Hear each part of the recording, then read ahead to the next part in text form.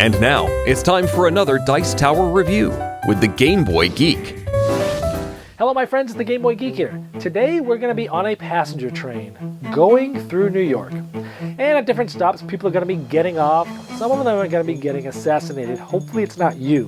This is a moving deduction game. 27th Passenger Hunt on Rails from Purple Games. Plays 3 to 6 players, plays in roughly 45 minutes. It's pretty quick. It's a light deduction family style game. Let me show how it's played. I'll tell you what I think.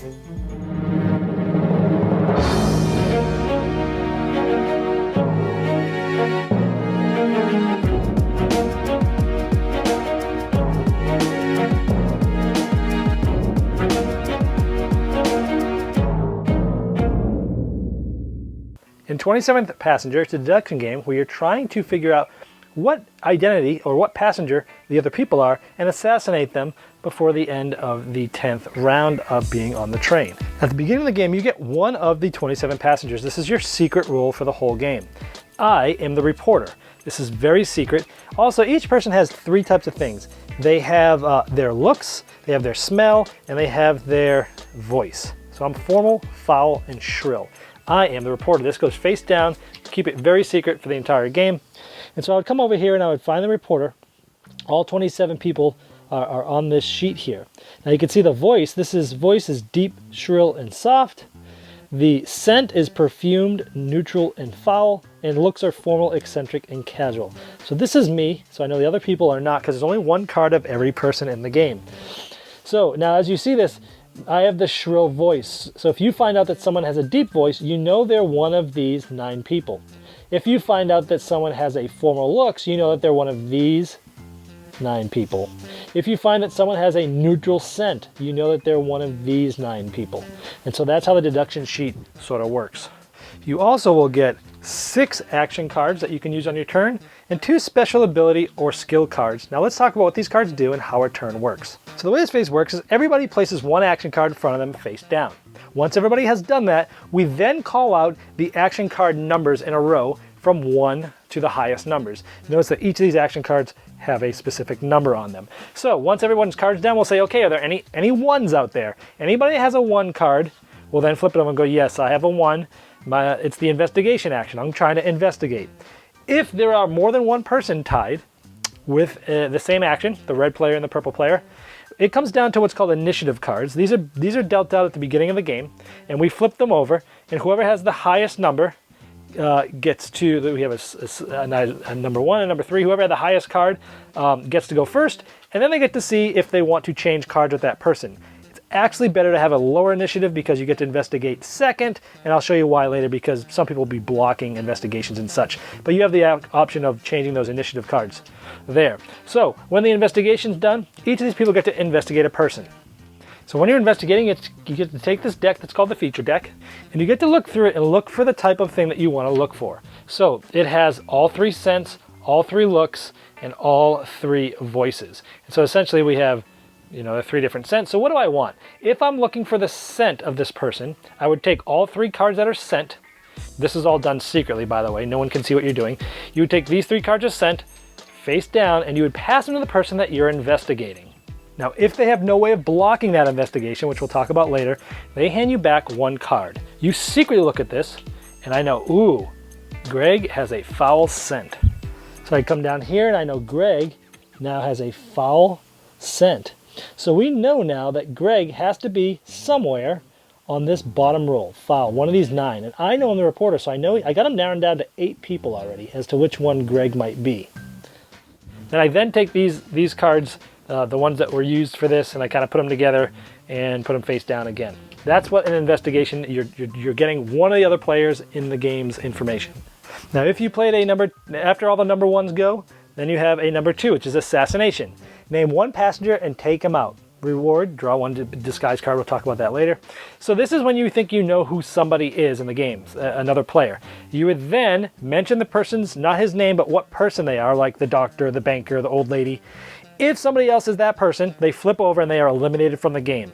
If who you killed is not one of those other players, you flip your identity out and you're out of the game. So you better have a good idea before you try to assassinate.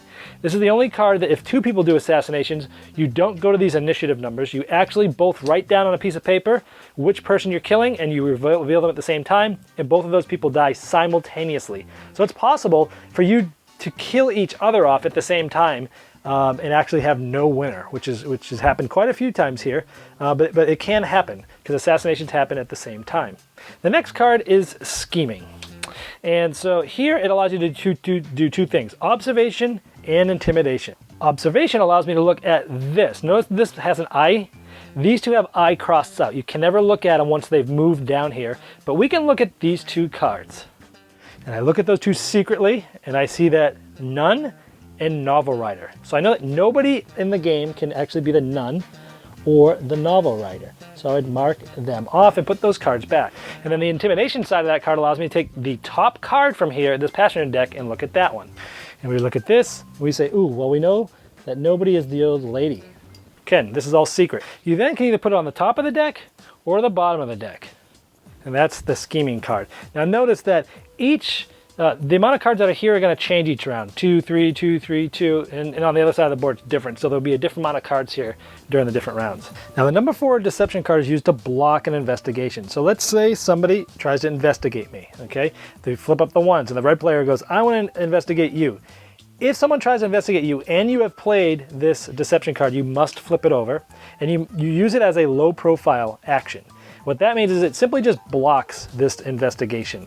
Boom, it's blocked, they can't do it, and they can't investigate anybody else. Now, if nobody investigated me this round, and we got to number 4, and I flip it over, I use it as I can use it as a disguise, and I get one of these disguise cards. And what this allows me to do, if later on in a different round, if somebody tries to investigate me, and they investigate me for my scent, instead of giving them the feature card that actually has my true scent on it, I actually get to give them face down a disguise card which says, you don't know anything about my scent. So this basically gives you an out a little bit later. Now, that's one use of the disguise card. Another use is if someone in a future turn investigates me, I flip over my low profile card, I can discard this disguise card to then investigate them back with anything that I choose. Ooh, that's really powerful. And so that's the way that the disguise and the low profile sort of work. So yeah, it's very powerful, but you have to spend your whole action defending yourself to do that. Now there's two other cards that they're also number 1 cards, so essentially they are investigation cards.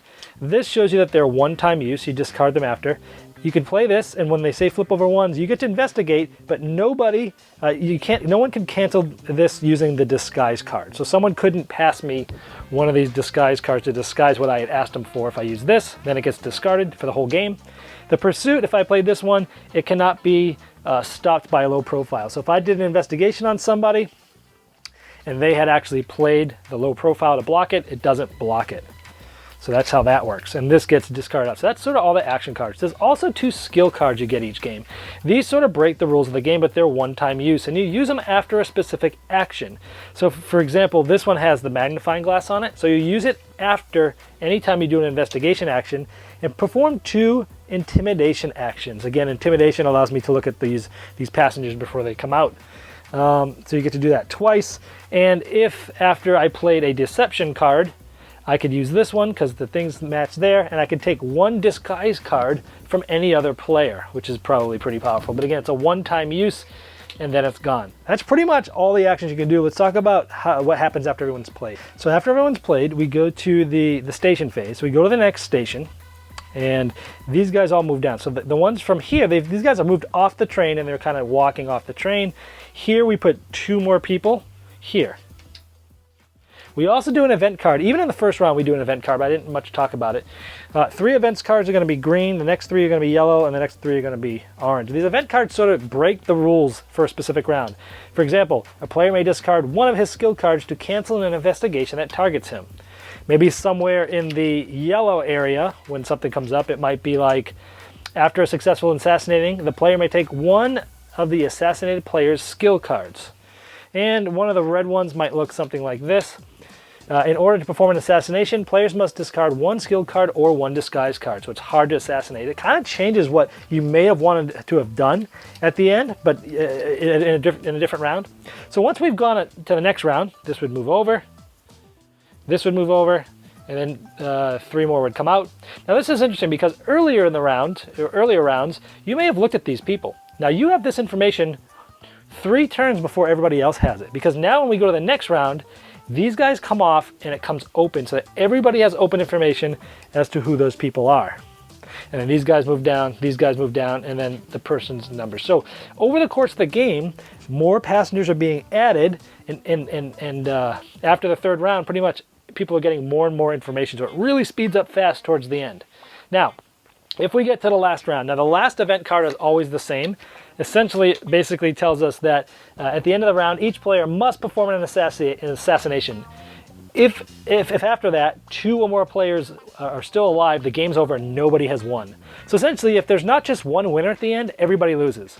And it can be that sometimes in the last round or even earlier, if 2 people do an assassination and they assassinate each other and there are only 2 left, nobody wins. So there's 2 ways for nobody to win. There's got to be one player standing by the end, and that player wins. Otherwise, nobody wins. And that's how you play 27th Passenger. Now, if you've watched my videos before, you know I love deduction games. This is an excellent one. I really like this game. Let me tell you why.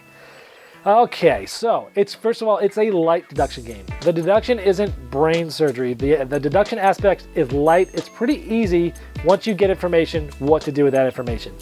So if you like heavy deduction, this one doesn't bring that. But if you like family level light deduction, it brings that. So I like that you can play it with family because it's light deduction. But I also like that you can play it with gamers because of the card play, because of guessing what cards people are going to play, looking at how many disguise cards they have, and if I play this, they might play that. What are they going to do? How much information do they know about that person? It's this thing of guessing what other people are going to play based upon what they've done the previous rounds, based upon what they know. Also, you've got this interesting metagame where like one person has been getting information from someone else and they're getting nervous. Well, instead of going off to get information from that person that they have been getting information off of, they're probably going to get assassinated by that person pretty soon. So me getting information from that person doesn't do me a whole lot good. I'm going to go up the chain and get it from that person. And you're constantly trying to get information from people that nobody knows about. Because if you get information that other people also have, there's a good chance that they might get assassinated and that information you have is no good, wasted time. So I like that. You're constantly trying to jockey for who to get information from. Do I try to get information directly from somebody? Or do I play it safe and defend to kind of build up my defense? Or do I play it even more safe and just grab the information off the passengers coming off the car, knowing that I've got that information mostly nobody else may have unless they played that too, for about 2 or 3 turns. And it gets towards the end, it's like you versus another person and you're getting close and it's like, do I play this? Are they going to play defense? Or should I just go for the sure thing?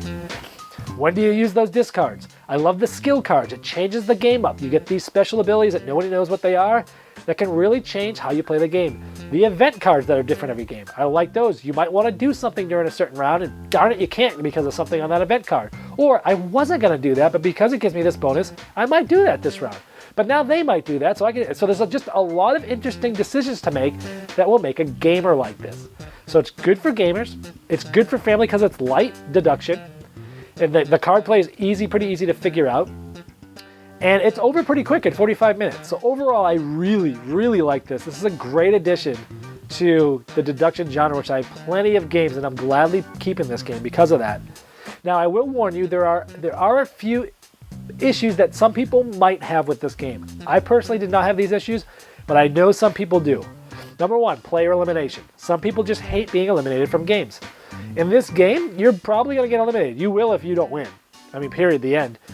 But it's probably going to happen between halfway and after. So you're probably going to have 20 minutes to wait if you're the first one killed. If that bothers you, then this might not be the game for you. If that's okay, because then you can go play a filler game with somebody else that's waiting or somebody else that gets killed, that's okay too.